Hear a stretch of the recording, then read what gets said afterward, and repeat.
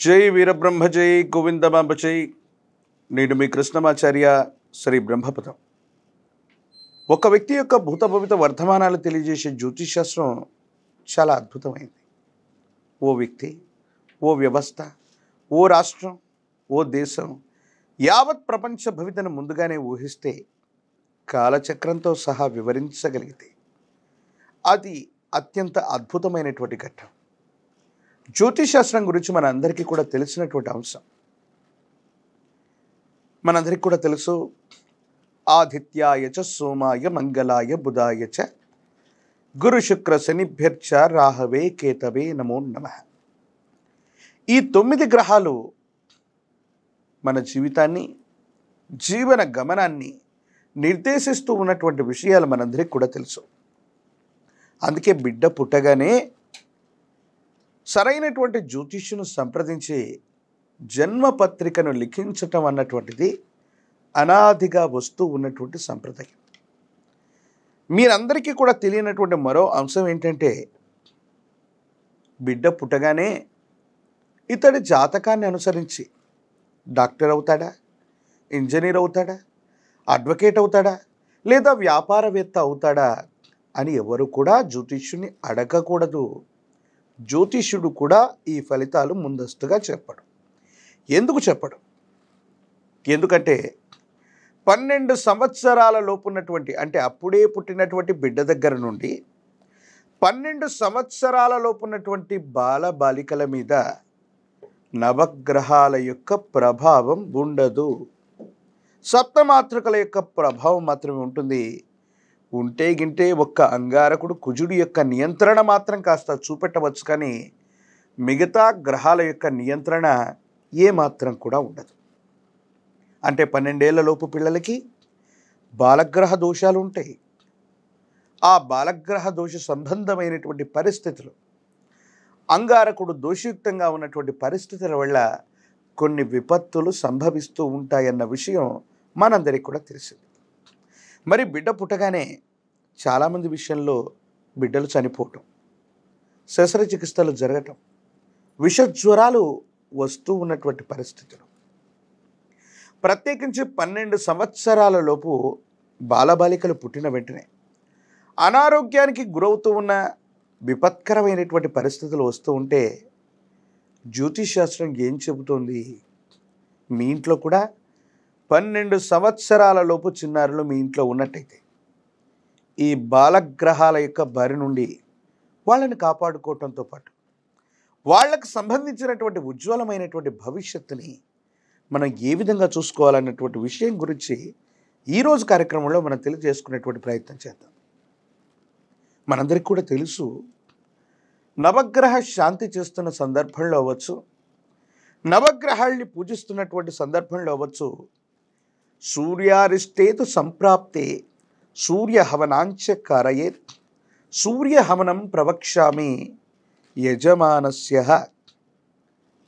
అంటూ ఆ యజమానికి సంబంధించినటువంటి ఆరోగ్యపరమైనటువంటి పీడలు ఏవైనా ఉంటే తొలగిపోవాలని రవి యొక్క హవనాన్ని చేస్తూ మనం సంకల్పాన్ని చెప్పుకుంటాం. దీని అర్థం ఏంటి అంటే, నవగ్రహాలకి 9ంటికి కలిపి రాజైనటువంటి వాడు ఎవరయ్యా అంటే సూర్య భగవానుడు, కనిపించేటువంటి ప్రత్యక్ష దైవ స్వరూపం. ఎవరి జాతకంలోనైతే రవి సరిగ్గా ఉండడు, ఎవరి జాతకంలోనైతే రవి నీచంలో ఉంటాడు, ఎవరి జాతకంలోనైతే లగ్నాత్ వ్యయస్థానమైనటువంటి 12వ స్థానంలో రవి ఉంటాడు, వారికి ఆరోగ్య సమస్యలు అధికమవుతూ ఉంటాయి, అప్పుల బాధలు అధికమవుతూ ఉంటాయి, శరీరం వేగవంతంగా నీరసం అవుతూ ఉంటుంది, శరీరంలోని ప్రాణశక్తి వివిధ ఆరోగ్య సమస్యల ద్వారా బయటికి వెళ్ళిపోతూ ఉంటుంది. ధనాన్ని విశేషంగా సముపార్జన చేసినప్పటికీ కూడా ధనం ఒక్క చిల్లిగవ్వ కూడా నిలవకపోగా ఆర్థికపరమైనటువంటి ఇబ్బందులు అధికమవుతూ, ఏ ఒక్క వ్యక్తికి నేను రుణగ్రస్తుడిగా ఉండకుంటే బాగున్నటువంటి ఆలోచనలో ఉంటూ ఉంటారు. ఇక ధనం మంచి నీళ్ళ ప్రాయంగా ఖర్చు అయిపోతూ ఉంటుంది. మన క్రింద పనిచేసే వ్యక్తుల్ని కూడా అథారిటీ చేయలేము, ఆజ్ఞాపించలేము, వాళ్ళ మీద అజమాయిషిని మనం చెలాయించలేం. మీ కుటుంబానికి సంబంధించినటువంటి ఎవరి జాతకంలోనైనా రవి అనేటువంటి గ్రహం సరిగ్గా లేకపోతే భార్యాభర్త అవ్వచ్చు, కుటుంబ సభ్యులు అవ్వచ్చు, బయట వాళ్ళు అవ్వచ్చు, మీతో పాటు చేస్తున్నటువంటి తోటి ఉద్యోగులు లేదా వ్యాపారులు ఎవరైనా కానివ్వండి, వాళ్ళని మీరు ఆజ్ఞాపించలేరు.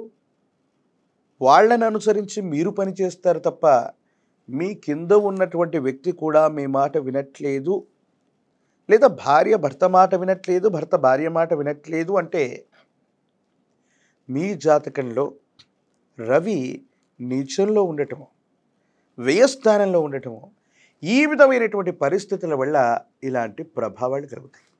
అలాగే రవిని ఆరోగ్య ప్రదాతగా చెప్పాం, ప్రాణ పీడోపశాంతయే అని చెప్పాం. ప్రాణాన్ని, ఆరోగ్యాన్ని సంరక్షించేటువంటి వాడే ఆదిత్యుడిగా మనం చెప్పాం.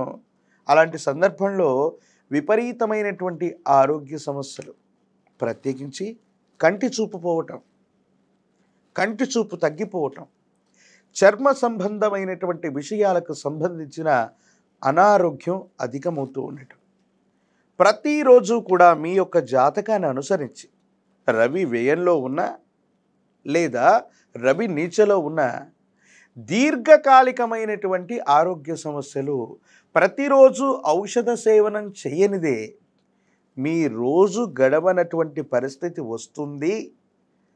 ప్రతిరోజు ఎవరైనా మీ కింద ఉన్నటువంటి వ్యక్తులే మిమ్మల్ని మానసికమైనటువంటి బాధలకు గురి చేస్తున్నారు.